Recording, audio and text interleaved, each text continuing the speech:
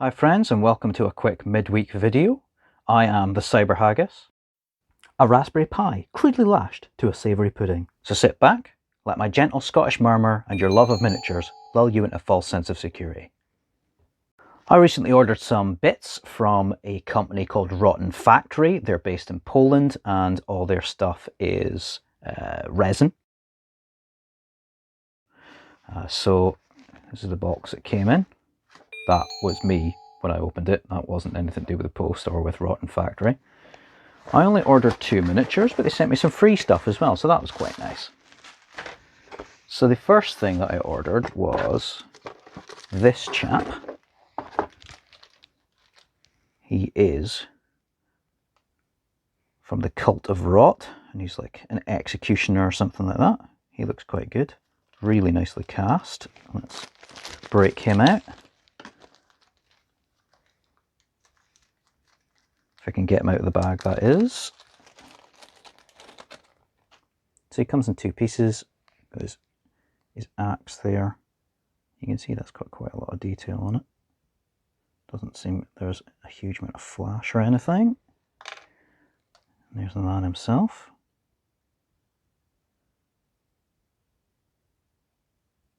Again, very nicely cast. Very good model indeed. Next up I have got the Rotten Jester. Let's break him out.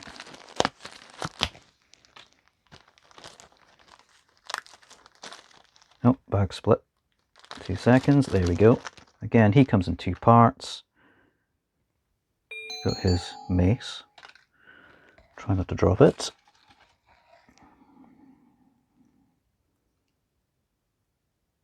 Skull on it. There's some flashy bits there. They'll easily come off though. And then here's the man himself. Suitably nasty model.